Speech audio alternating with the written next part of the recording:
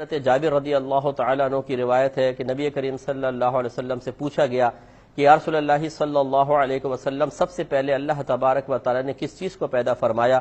تو رحمت کونین صلی اللہ علیہ وسلم نے ارشاد فرمایا کہ سب سے پہلے اللہ تعالیٰ نے اپنے نور سے تمہارے نبی کے نور کو پیدا کیا۔ مصنف عبد الرزاق کے اندر یہ موجود ہے روایت، آپ وہاں ملاحظہ کر سکتے ہیں، مستند روایت ہے، ایسا نہیں ہے کہ کماد اللہ ضعیف روایت ہو، یہ اچھی مستند روایت ہے۔ یہ تھا کلام مفتی اکمل قادری صاحب کا۔ ہماری کسی سے کوئی لڑائی نہیں، کسی سے کوئی ناراضگی نہیں، کسی پہ طنز کرنا ہمارا مقصد نہیں، لیکن اللہ کے بندوں کو وہ خالص پیغام توحید دینا ہماری ذمہ داری ہے جو خالص پیغام توحید محمد الرسول اللہ نے دیا صلی اللہ علیہ وسلم۔ مگر افسوس مفتی صاحب پر کہ اپنے من گھڑت خود ساختہ عقیدے کو سہارا دینے کے لیے کھلا ہوا جھوٹ بولا، صاف غلط بیانی کی اور کہا یہ روایت مصنف عبد الرزاق میں موجود ہے، حالانکہ امام عبد الرزاق رحمہ اللہ کی یہ کتاب مارکیٹ میں موجود ہے، دستیاب ہے، عام بندہ مارکیٹ میں جا کر اس کو خرید سکتا ہے، اور اس میں یہ روایت موجود نہیں ہے، بلکہ یہ من گھڑت جھوٹی تراشی ہوئی روایت ہے۔ مستند کیسے ہو سکتی ہے؟ یہ تو صحیح حدیث ہے ہی نہیں، اور جو من گھڑت روایت ہو اس کو رسول اللہ صلی اللہ علیہ وسلم کی حدیث کہنا کتنا بڑا جرم ہے۔ پیارے نبی صلی اللہ علیہ وسلم نے فرمایا جس نے جان بوجھ کے میرے ذمے کوئی بات کہی جو میں نے نہیں کہی تو وہ اپنا ٹھکانہ جہنم کے اندر بنا لے۔ مستند ہونے کے لیے اس کا وجود ہونا لازمی ہے، اور اس کا وجود مصنف عبد الرزاق کے اندر نہیں ہے۔ ہاں البتہ اتنا ضرور ہے کہ 14ویں صدی کے بعض صوفیاء نے ایک غیر معتبر کتاب پیش کی مارکیٹ میں جس کا نام الجزء المفقود من مصنف عبد الرزاق، اور اس کے بارے میں دعویٰ کیا کہ مصنف عبد الرزاق کے کچھ چیپٹر گم گئے تھے جو ہم نے تلاش کیے ہیں، اور ہم نے تلاش کر کے اب کتاب کمپلیٹ کی ہے۔ یہ تھے کتاب کے ساتھ لیکن غائب ہو گئے تھے، لیکن یہ جھوٹی کہانی ہے۔ عرب و عجم کے علماء نے اس کا رد کیا۔ ایک عرب عالم نے بڑی پیاری کتاب لکھی جس کا نام مجموع فی کشف حقیقت جزء المفقود المزعوم من مصنف عبد الرزاق، اور اردو میں اگر آپ پڑھنا چاہیں تو جعلی جز کی کہانی علماء ربانی یہ کتاب پڑھ لیجئے، جس میں اس جھوٹے حصے کو ساتھ ملانا اور اس کے اندر جو روایات نقل کی گئی ہیں اس پہ ساری بحث کی گئی۔ پھر مفتی صاحب نے جس طرح یہ بات پیش کی اپنی جعلی کتاب سے، اس جعلی کتاب کے اندر بھی ان کا یہ جملہ موجود نہیں ہے۔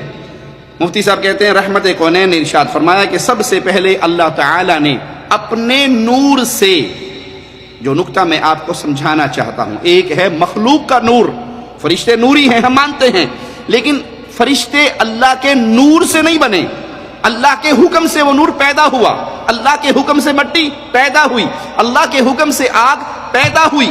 تو آگ والی مخلوق ہے اللہ کی، مٹی والے مخلوق ہے اللہ کی، نوری فرشتے مخلوق ہیں اللہ کے، وہ اللہ کے نور میں سے نہیں، اللہ کے حکم سے پیدا ہونے والے نور سے پیدا ہوئے۔ لیکن یہاں مفتی صاحب کا دعویٰ ہے کہ اللہ نے اپنے نور سے تمہارے نبی کے نور کو پیدا کیا۔ یاد رہے یہ کتاب تو جعلی ہے، لیکن اس جعلی کتاب کے اندر بھی یہ جملے موجود نہیں جو مفتی اکمل قادری صاحب نے بیان کیے۔ اس جعلی کتاب میں جو جملے ہیں وہ سن لیجئے۔ فقال هو نور نبیک یا جابر خلقہ اللہ، تو فرمایا جب سوال ہوا کہ سب سے پہلے اللہ نے کس چیز کو پیدا کیا، تو اس جعلی کتاب میں جو من گھڑت روایت ہے اس کے الفاظ کیا ہیں؟ وہ تیرے نبی کا نور ہے۔ وہ تیرے نبی کا نور اللہ کے نور میں سے ہے؟ نہیں، یہ الفاظ نہیں ہے، صرف وہ تیرے نبی کا نور ہے اے جابر جسے اللہ نے پیدا کیا۔ ان الفاظ کا یہ ترجمہ کسی طرح نہیں بنتا کہ اللہ تعالیٰ نے اپنے نور سے، کیونکہ ہماری گفتگو ہو رہی ہے عقیدہ نور من نور اللہ، الصلاۃ والسلام علیک یا نور من نور اللہ، اے محمد صلی اللہ علیہ وسلم آپ اللہ کے نور میں سے نور ہیں۔ ہم کہتے ہیں جب اللہ کے نور میں سے نور ہوئے، ایک اللہ کا نور، پھر اس میں سے ایک نور اور الگ ہوا، تو کتنے نور ہو گئے؟ دو، تو یہ بھی اللہ اور یہ بھی اللہ، فرق تو نہ ہوا، وہ اللہ کا نور ہے تو وہ بھی اللہ ہوئے؟ نہیں، محمد صلی اللہ علیہ وسلم اور تمام انبیاء اللہ کے بندے ہیں، اللہ کے نور کا ٹکڑا اللہ کا شریک نہیں ہے۔ اللہ تعالی نے سب سے پہلے جو چیز پیدا کی وہ تیرے نبی کا نور۔ یہ روایت من گھڑت ہے، من گھڑت کتاب میں ہے، لیکن اس میں بھی یہ لفظ نہیں ہے کہ اللہ نے اپنے نور سے تیرے نبی کا نور پیدا کیا۔ اپنے جعلی عقائد کو عوام الناس میں پیش کرنا اور جعلی کتابوں سے ثابت کرنے کی ناکام کوشش کرنا ان لوگوں کا وتیرہ ہے جو توحید کے راستے کو چھوڑ چکے ہیں۔ ہمارے بھائی ہیں، ہم ادب سے، محبت سے، پیار سے ان کو واپس توحید کی طرف بلا رہے ہیں، چھیڑ نہیں رہے، طنز نہیں کر رہے، تان نہیں کر رہے، چاہ رہے ہیں کہ اے بھائی وہ راستہ جو محمد رسول اللہ صلی اللہ علیہ وسلم تمہیں دے کر گئے اس راستے سے نہ ہٹیے، اور اس راستے میں بنیاد عقیدے کی کیا ہے؟ قل هو اللہ احد، اللہ ایک ہے، اللہ کے نور میں سے کوئی چیز جدا نہیں ہوئی۔ ادھر دو اللہ کا تصور نہیں ہے، تین الہ کا تصور نہیں ہے، وہاں الہ برحق ایک اللہ ہی کا تصور ہے۔ پھر مفتی صاحب کی پیش کردہ روایت جو ان کی جعلی کتاب کے صفحہ 64 پر ہے، اس میں اول شیء خلقہ اللہ، وہ پہلی مخلوق جو اللہ نے پیدا فرمائی، اس کے جواب میں یہ روایت ہے کہ ہوا نور نبی کا یا جابر خلقہ اللہ، وہ پہلی مخلوق تیرے نبی کا نور ہے جسے اللہ نے پیدا کیا۔ لیکن اسی کتاب کے صفحہ 51 اور 52 پر، جعلی کتاب کے اسی صفحہ 51 اور 52 پر ایک اور روایت ہے، وہ سنیے، اور وہ روایت اس روایت کے خلاف ہے، ٹکرا رہی ہے۔ ان اللہ تعالی خلق شجرۃ ولها 4 اغصان فسماها شجرۃ الیقین ثم خلق نور محمد صلی اللہ علیہ وسلم۔ پہلی جھوٹی روایت کیا تھی کہ اللہ نے سب سے پہلے جو مخلوق پیدا کی وہ محمد صلی اللہ علیہ وسلم کا نور تھا۔ دوسری روایت اسی کتاب میں کیا ہے؟ اللہ نے سب سے پہلے ایک درخت پیدا فرمایا جس کی 4 شاخیں تھی، اس کا نام شجرۃ الیقین رکھا، پھر محمد صلی اللہ علیہ وسلم کا نور پیدا ہوا۔ تو اس روایت سے کیا ثابت ہوا کہ نبی کا نور پہلی مخلوق نہیں ہے، دوسری مخلوق ہے، پہلی مخلوق نہیں ہے۔ جو آپ نے یہ روایت بھی اسی جعلی کتاب کے اندر ہے، اصلی کتاب میں موجود نہیں ہے، جو مارکیٹ میں کتاب موجود ہے اس میں نہیں ہے، یہ جو بعد میں کتاب تراشی گئی، گھڑی گئی، اس میں یہ روایت ہے، اور دونوں روایتیں آپ اس میں ٹکرا رہی ہیں، دونوں موضوع ہونے کے باوجود آپ اس میں ٹکرا رہی ہے۔ اس جعلی من گھڑت خود ساختہ کتاب کی روایات کا آپ اس کا تضاد بتا رہا ہے کہ یہ بعد کی تراشی ہوئی روایات ہیں۔